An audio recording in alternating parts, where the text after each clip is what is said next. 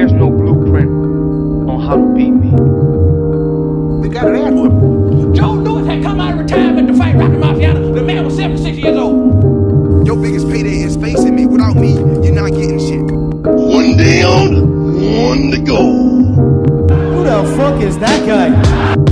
Allow me to demonstrate the skill of Shaolin, the special technique of shadow boxing. Now that was a great boxer. Damn right. Kill him, buddy. The head will die. Ollie Frazier fight. What's up, everybody? It's your boy Money Mike coming at you guys in another edition of the Two to the Body podcast. I got my man over here sipping. Is he sipping tea? Is that coffee? What do you say? Man, you know, we sipping water. Water out of teacup. Very odd. Yeah. Okay, cool. Yeah, it is like I said, every week we come at you from Two to the Body podcast. I look a little weird now. Very close to the camera. My other camera is acting a monkey right now, so you guys are gonna have to bear with us. Technical difficulties. Yeah. All right. So like we do every week, we break things down into three rounds, and apparently one way has made this a little bit more official or hood official, I guess. We'll see how this goes. So yeah, man. Yeah. Yeah. Okay. So we're going with the intended purpose of this of this show that we've tried to format here, and we're gonna see if we can box this shit out in these 3-minute rounds. 3-minute rounds. Okay. Cool. Well, just like I was just about to say, you know how we do it: 3 rounds, 3 topics, 3 minutes now, I guess, per topic. One way rounds. What do you have for us for round 1? Well, round 1, we're gonna start this timer for myself, man, but. Round 1 is up, guys.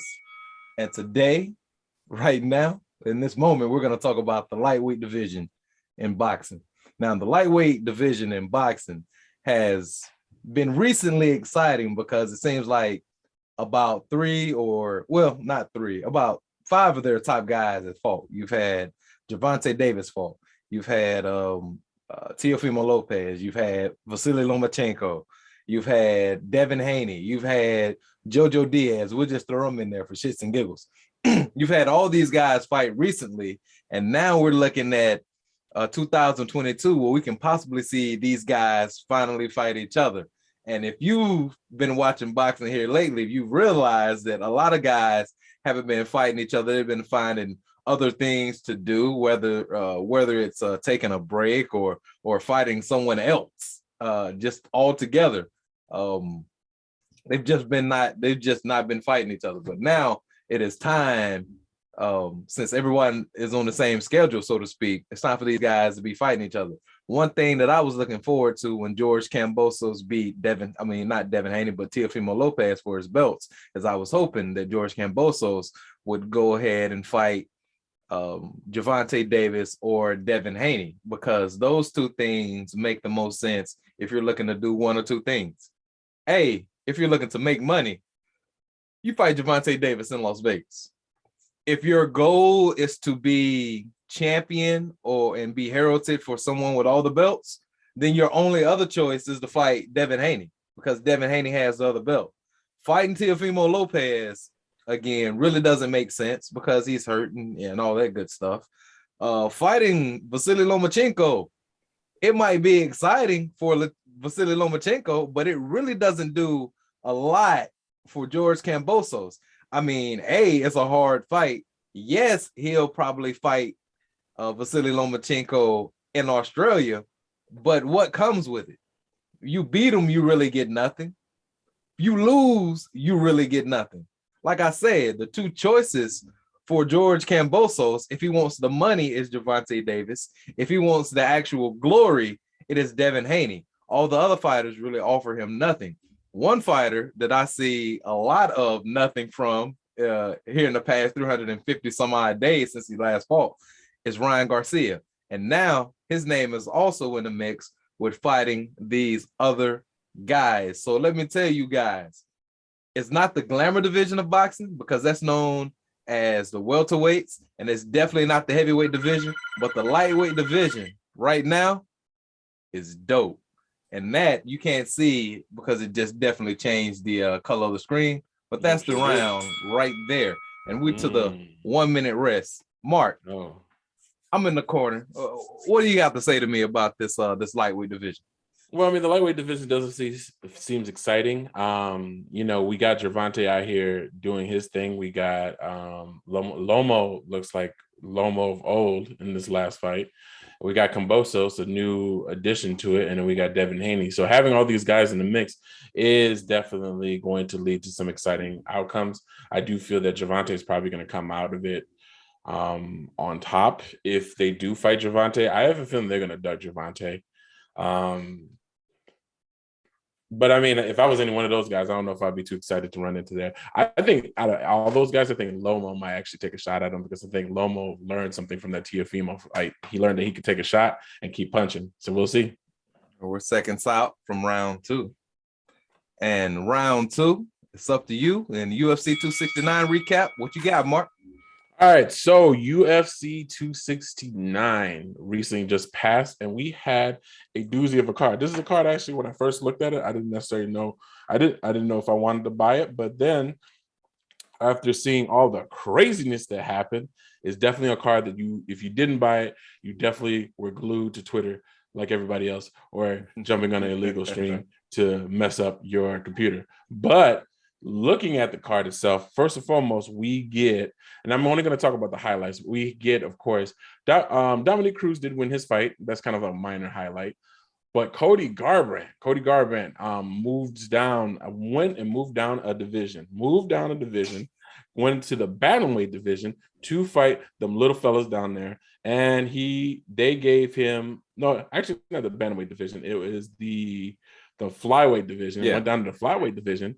And they put him against, I felt like someone did him dirty because I think they put him against someone that they knew it wasn't going to be a good day for him, and it was not a good day for him. So Kai Kara France knocked out, unfortunately, Cody Garbrandt in stellar fashion in the first round.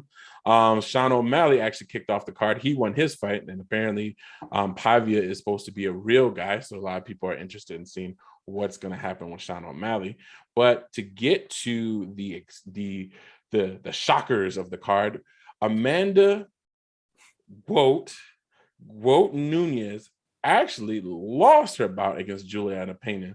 And a lot of people are trying to say that Juliana Pena made Amanda Nunez quit. That's what a lot of people are starting to say. They're saying that the choke that Amanda Nunez, that rear naked, wasn't necessarily synced in. She didn't have her hooks in. So people are starting to say that this is the glimpses of the old Amanda coming back and her starting to quit.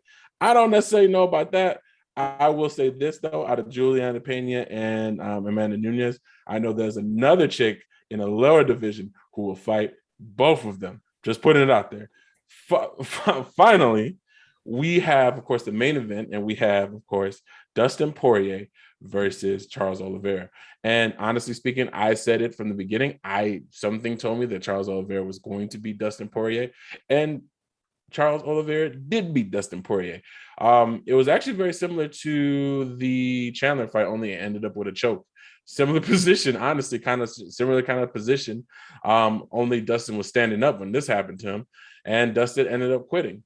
Now, what this kind of unfolds, not ended up quitting, but ended up tapping to the submission. Some people are saying that it's the same thing, but I think, the Joe Rogans kind of looked at it and they saw that the choke was actually synced in. So with all in all, UFC 269 was a crazy, crazy card. And yeah, definitely worth the price of admitting. So let me ask you this. What do you think? I mean, well, I'll start by saying Cody Garbrandt made me sad. Mr. What's his name? Not the white style bender. Sean O'Malley. Yeah, Sean O'Malley makes me smile when he fights. I definitely enjoy seeing that. Did you see some people aren't built for this? Yeah, I definitely saw that moment. You have the fact that Amanda Nunez gave up was evident to me because that choke wasn't necessarily in or whatnot. She just was done fighting. And same thing with not Cody Garbrandt, but Dustin Poirier. Dustin Poirier didn't exactly give up, but he decided that it was over I mean, it wasn't a lot that he could do after that. And that leads us right into round 3. And speaking of nothing we could do, well. Not only did he get the I Love Jake Paul tattoo, but now Tyron Woodley has his rematch with the aforementioned Jake Paul. Paul Woodley 2 is set for December 18th. I don't like dating things, but this will drop the day before this actual fight happens. Now, the reason why you as a fan of fight sports and you as a fan of this novelty act that is Jake Paul might be surprised that this is happening right now so fast and all of a sudden is because Tyron Woodley just so happens to be a replacement fighter. Jake Paul was initially set to fight Tommy Fury.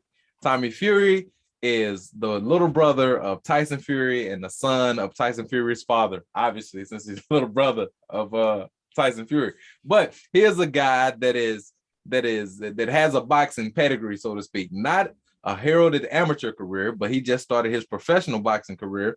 And it was going to be the first time that we all saw Jake Paul in the ring with someone that had actual boxing experience. Now, we see that Tyron Woodley had combat sport experience, and it did translate somewhat well to the boxing arena. Now we see in the second fight how much of that stuff that he learned in the first fight, how much of that stuff's actually stuck with him.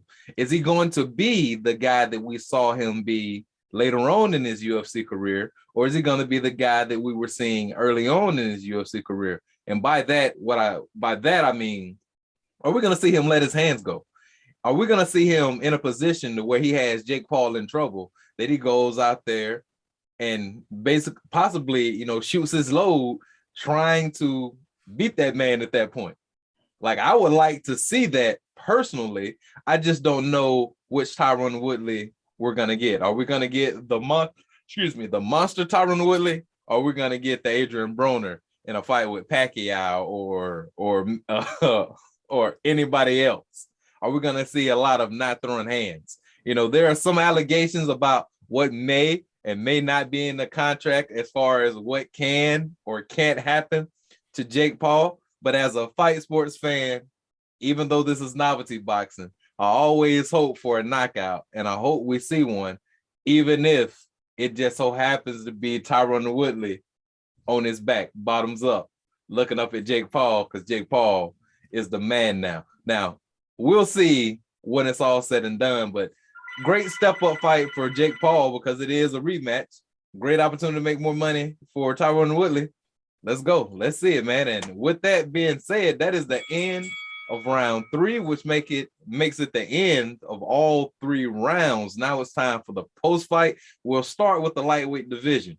Mark, for the lightweight division that we talked about earlier in the podcast, who are some guys that stand out to you, or are there any particular fights you want to see? I want to see Lomachenko against one of these. I want to see him against either Haney or against Gervonta. Okay. I wanted to see how that translates. I really want to see if he's as good as he said he is. Unfortunately, maybe I'm a novice. Watching him fight Teofimo, I just wasn't really impressed. And maybe that's because I'm just a novice. I would like to see what he does against something that's proven like a Gervonta. And pretty much everything that's gotten in front of Gervonta has crumbled. So I just want to see. Except for this last fella. He messed his hand up. He messed his left hand up. I mean, it's kind of hard to knock somebody out. And still won the fight, by the way. The last half of the fight with a broken hand. Yeah, so I mean those two definitely stand out. Those two have the most exciting style. Those two are the most entertaining when they're dominating. So I kind of want to see what happens with those two together. But I really would like to see if that happens. It happens because Loma has his belts and he's won his belts back, and it's like a unification kind of situation. Okay. Giving Gervonta, either crowning Gervonta as the king of all kings or legitimizing Loma as he who is what he is. Oftentimes when we see people like Loma, it's like they're dope, but are they really dope? And Loma is the first person I think we've seen, besides Tyson Fury, to actually decide to step into that fire. I mean, that's why we have to give Tyson Fury the props that we do give him, because I mean, really he was given the opportunity, but Hey, and he was forced to do it, but he did fight Deontay Wilder. Yeah. And some people would not have. Yeah, I mean, some people would have. Some people did not. Like they just flat out did not fight Deontay Wilder. Yeah. He fought the man 3 times. Now, 3. be it during the 3 times he fought him, he might have had 4 or 5, 5, maybe 6 fights total. And Deontay Wilder only had those 3. Maybe those fights end up differently if Deontay Wilder has a tune-up or 2 in between these fights, but we'll never know. We will never know, but we know what happened. But to that point, I would like to see that fight that you talked about, only because if that fight were to happen, that means all the other fights have already happened. Basically. Like, I think that's the hardest fight to make. It's the hardest fight to make between all of them is Gervonta Davis and Lomachenko, because you literally have Mayweather, a Mayweather fighter, and a Bob Arum fighter. You're talking about a fight over who's gonna not get paid. That's basically what it is. It's gonna be a fight over who's not gonna get paid rather than a fight over who's gonna make some money over here. The only thing I don't like as far as the narrative or the non-narrative of Lomachenko is when I hear people talk about Gervonta and Devin Haney and stuff, people like that. They normally go to the numbers, the pay-per-view numbers, and saying, well, this guy doesn't sell, yada, yada, yada. Vasily Lomachenko has yet to do a pay-per-view fight. He's fighting for free, yeah. Yeah, so I don't want to hear any of this doesn't sell, he sells type shit.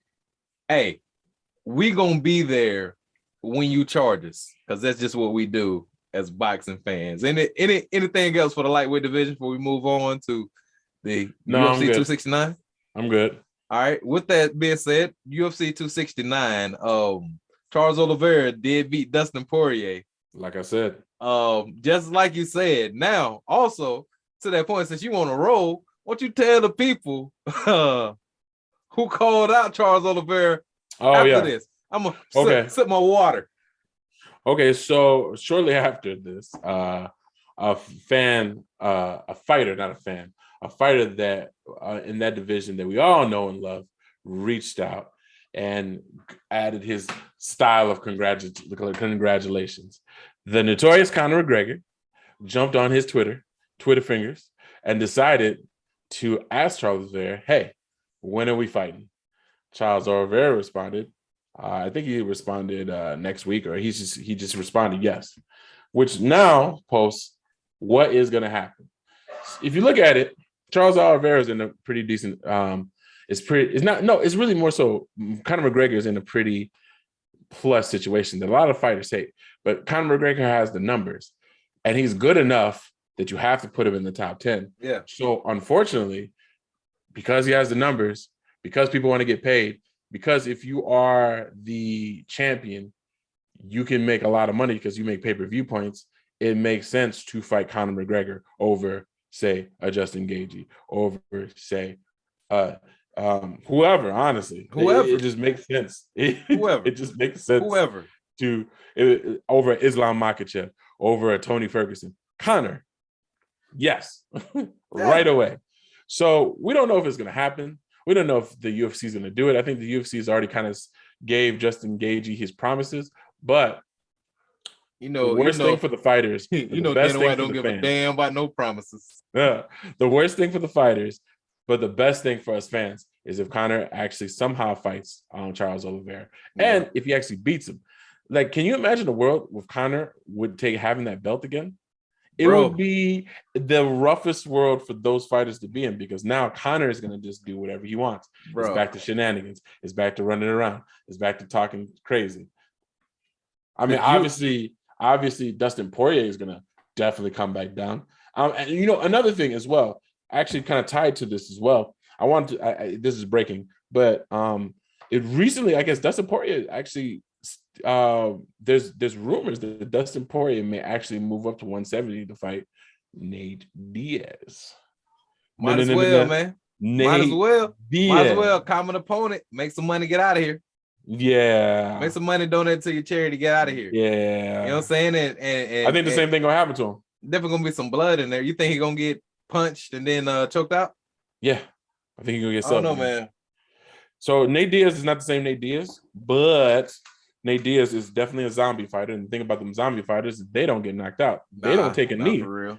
They don't really take a knee Not for real. But it's so what I wonder is that, and Nate Diaz is very dangerous on the ground. What I wonder is if the same thing can happen. But I don't know. It's gonna be interesting. It's interesting to see. It definitely ain't gonna look. It definitely ain't gonna look that damn effortless if it does. If it no, does. it's not. No, it's not. Oh, there's gonna be a lot of blood. I mean, look, Dustin Poirier may be able to get the fight stopped and win by a doctor stoppage like last time. I mean, like Jorge Masvidal. The BMF fight stopped by doctor. Yeah, but to your point, to the Conor situation, this is one time where I don't mind kind of cutting the line because this makes the UFC better. And when I say this makes the UFC better, I mean it makes the UFC better all around. Think about Conor with another belt. Now think about the next pay-per-view after he won a belt. He ain't even part of the pay-per-view, but his influence is all in the damn press conference already. Everybody gonna do their best Conor impersonation the whole time, trying to get on, trying to make sure they get some spotlight because they know if that man were to walk out here right now, lights off. It's all about Conor at that point. So I would love for him to get a belt only because I would feel like I'd be more guaranteed to see some of these fights that we've never seen before and always wanted to see, like Conor and Tony Ferguson.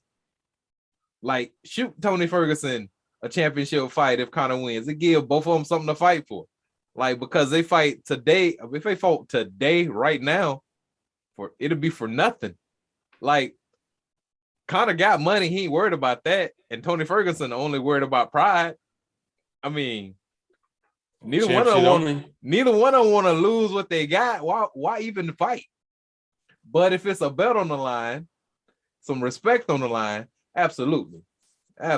So this is one of those times, like I said, I'm happy to see Conor cutting the line because add a little bit of excitement. I mean, the man who could beat him is gone. Everybody else just, knock him out.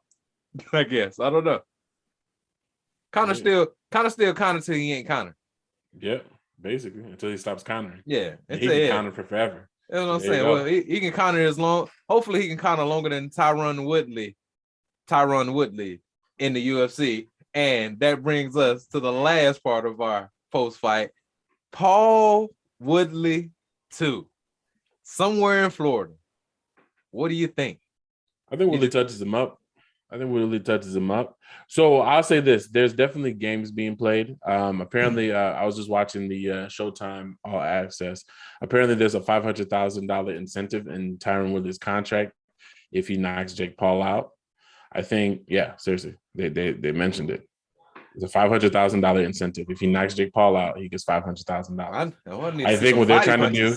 I think what they're trying to do is draw Tyron into deep waters. They think he's an unintelligent fighter. I think they're trying to draw him out into deep waters, make him tired, and then knock him out. I think that's exactly what they're trying to do.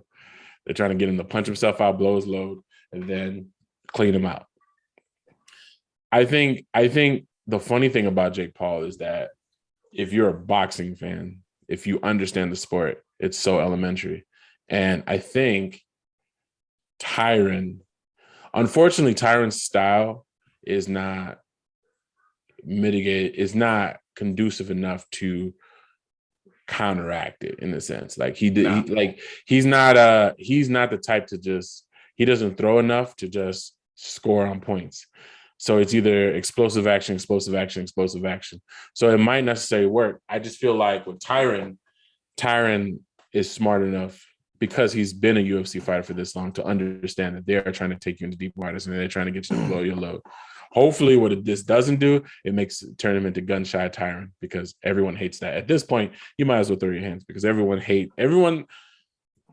no one's really excited about this because everyone has pushed the narrative that you don't throw your hands, which not necessarily a narrative. I mean, I guess you just don't really throw your hands. I mean, that's one of those Adrian Broner things. That's why I brought him up. I made a comparison because, y'all be connecting when y'all swing. You don't swing a lot. Nope. And that other motherfucker out there, he just keeps swinging. Going. And depending on how this judging is being scored, like, man, the way they start losing, the crowd is oohing and eyeing over here. For him, bro, not for you. And it doesn't matter that he's only hitting your arms. Yes. He's doing something. He's Jake Paul. We're here because he put the money up. One thing I'm excited about this card is that it actually has Amanda Serrano on it, which is a young lady who will, if she wins tomorrow, well, not tomorrow, but yeah, okay, tomorrow. If she wins tomorrow, she will be fighting Katie Taylor of the Bray Bomber from Ireland. She will be fighting Katie Taylor for Undisputed, which would make whichever one of them the second best female fighter on the planet right now, second to Clarissa Shields. But with that being said, it's amazing that she is signed to Jake Paul. Like, Jake Paul is helping fighters get money, man. And shout out to him for that. And that's more than anything, that is what he has brought to boxing. He has brought checks. People can get checks with him, no matter who you are. And there's some more novelty fights going on this weekend too. I'm not sure if you're aware of. Former NFL running back is going up against a former NBA point guard. And when I tell you these names, you might be surprised. Who? Frank Gore. Okay. Darren Williams. The football player? Yes, Frank Gore, the running back, will be fighting Deron Williams, the former Utah Jazz point guard. Is that what happened to Deron? Deron out here taking what happened? Man, come on, man. You know damn well what got Deron up out the NBA. Wait, what? The fact that he a coach killer? No, man. Linsanity, baby. Jeremy Lin dropped that 50 on him. I think that did happen, but the next time they played, though, he definitely did Lin the fuck up. But it wasn't too much longer. He was out of the league after Linsanity broke off on that ass right there. Cause I'll never forget that. Like, wow, imagine being that guy during Linsanity. Two people Linsanity was worse for: Deron Williams, Carmelo Anthony. Basically, which this Carmelo would have looked at it a different way. Finally got somebody to help. But the other Carmelo's like, nah, son. Yeah, nah, son. So get your ass back there, man. You really ain't that good. You really ain't that good, man. You know what I'm saying? Gilbert Arenas does a really good job of explaining what happens. It's like he brings a lot of levity to it. There's more stuff that surrounding that I don't fully remember. But yeah, he talks about it. 100%. Yeah. But yeah, those are the other novelty fights that are going on. Like, I do believe Chad Ochocinco fought a couple of weeks ago too. So it's gonna be more of these. Pac-Man Jones, former NFL player, has had a fight. I definitely laughed my ass off watching that whole thing. You liking these novelties, huh? Bro, yes, because fighting is my favorite sport. If I'm going down the street and I see two little kids square up, I will stop and see what happens. They just playing football or some shit. I'm just going about my business, but I want to see that fight. So yeah, I'll watch a fight because that's how you know they're taking this shit seriously. They'll get into the ring, and Ochocinco was definitely an example of this when he was fighting.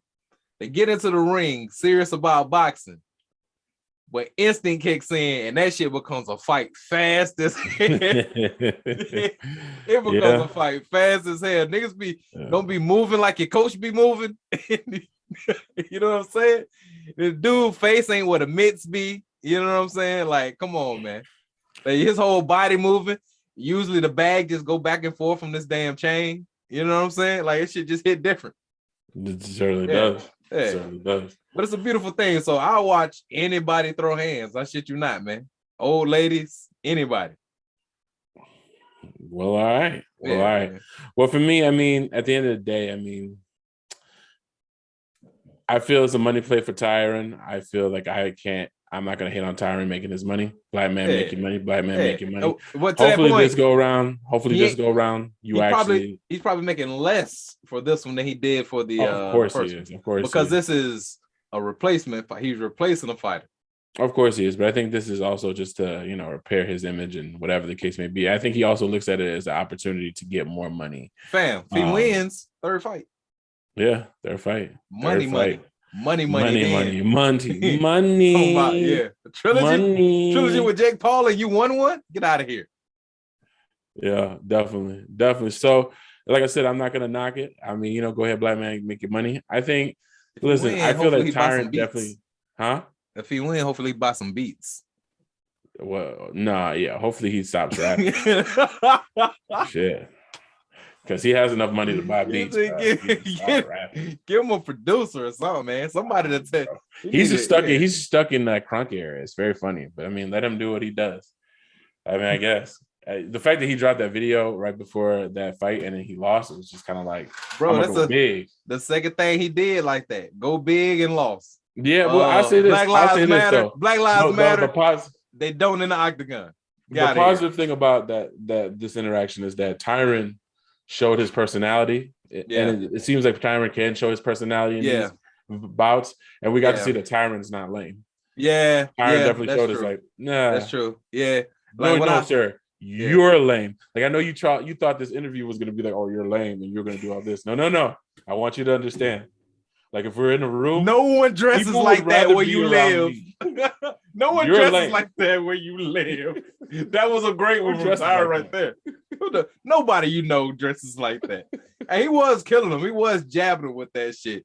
That shit was. And you're right. You're right about that because Tyron Woodley, he blacked me back over. Yeah. He blacked me back over when he was taking up for his mama. When he looked at the other black dude that was with Jake Paul and said, hey, you know better. You know, you touched my mama, cuz. You know better. Stop playing. Yeah. Stop playing. Well, with that, I guess that we have come to a conclusion to wrap this up. Oh, yeah, we're done out here. All right. Well, this is your boy Money Mark with my homeboy. One Way Renzo, man. All right. This is To The Body Podcast. We appreciate you guys jumping in here with us and taking a couple of these body shots. Podcast to come. Logical Crazy Talk is coming back soon. I'm not going to tell you anything because last time I told you something, it didn't happen. So it's happening soon. Top of the year. Of course, stay tuned to One Way's page and watch Chop It Up with Renzo. This is your boy Money Mark. One Way Renzo signing out. Peace.